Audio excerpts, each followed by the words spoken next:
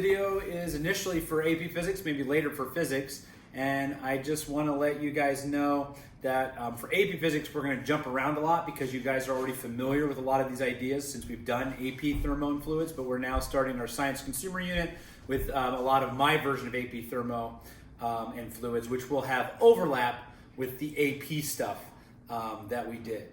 So all that old stuff still applies that we've learned with thermodynamics and fluids. We're just going to now be looking at things from a little bit different angle, a little bit more everyday stuff, and then also some science consumer stuff, which we've already started with our questions the other day. And we're doing a lot of reading from reading packets. Some of the stuff, though, will not be fair game for AP. For example, dew point or dew point temperature and some of the net condensation, net evaporation stuff. That's the stuff that will be extra that's in here.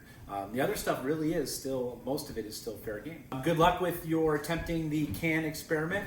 I did eventually, I'll have to be careful, I'll have to crop that out. But I eventually did get it to work. Took me a couple tries. Key is make sure you let it sit on the stove until there's a very clear mixing cloud coming out the top. Don't burn yourself. If you're worried, check with your parents first. If you can't do this experiment, you don't have an empty soda can.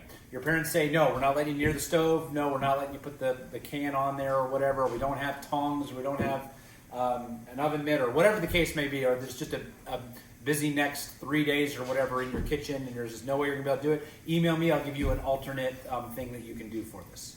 Okay. Need a bowl, an empty soda can. You happen to have some ice. Put some ice in the bowl. Just water works as well. Cold water if possible. All right, so I've got some ice water here, or you could use room temperature water would be fine as well. If you don't have a bowl handy, you could use like a really shallow pan would be okay as well. Put some water in that.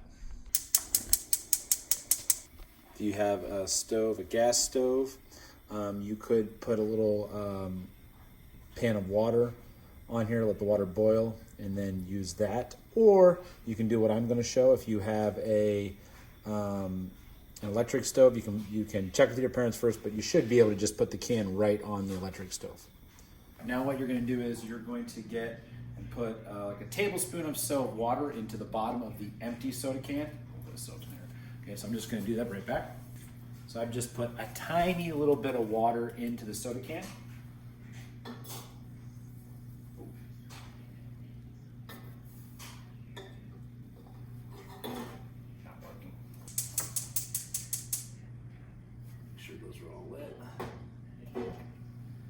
Change of plans. My grate, it's not quite wide enough for this, so I would have to do the thing where I put a pan down and then put a little water in the pan and then put this in the water. Or if your parents are okay with you putting it right on the pan, depends on the type of pan, that could be okay as well. I'm just going to use this griddle thing here. And now we are going to wait until we get some light on here. There. We're going to wait until we see what we'll eventually learn about, which is called a mixing cloud coming out the top of the can. Also, before we put it on here, might be a good idea just to take the tab off the top of the can. Right, so now you're not going to be able to see this on here, but I see a little cloud. You'll probably incorrectly call it steam. I'll see a little cloud coming out of here. That's what we'll call a mixing cloud. Now I'm going to flip it over into the room temperature, or in this case, ice water bath that I have here. Instead of a bowl like this, you could use a shallow pan with some water in as well. The key is when you flip it over, you need to cover about that much of the soda can. Cover about that much of the soda can. All right? And you can do this, absolutely don't grab it with your hands, guys. It's been sitting on the stove for a while. That's not a good idea. Use an oven mitt, okay? Or one of these things, one of these oven mitt towel type of things. Or you could use tongs. If you happen to have tongs, that's fine as well. And if you failed the first time, try again with a new can of, or new empty can of soda. Remember, I only put one tablespoon of water into the bottom of that can. Not much at all. Okay, not much at all. And I just waited for the mixing cloud to come out the top. A little, if you want to call it, smoke, or which is okay, or steam, which is wrong. We'll learn more about that later. All right, so we'll go ahead and flip this over. I'm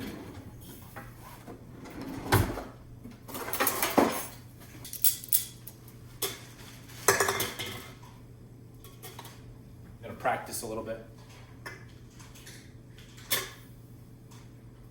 Yes, tongs will be far easier for this. Also, I was trying to stay out of the way of the camera, which is part of the problem. But you want to be able to flip it over quickly, efficiently, and then just hold it a little bit into the water. Our mixing cloud coming out of our soda can now, and not just the cloud coming off of the griddle. So I'm going to go ahead and try this, hopefully for the last time, and it's going to work. This will be try number 3. So if you fail, have some backup empty soda cans ready. And here we go.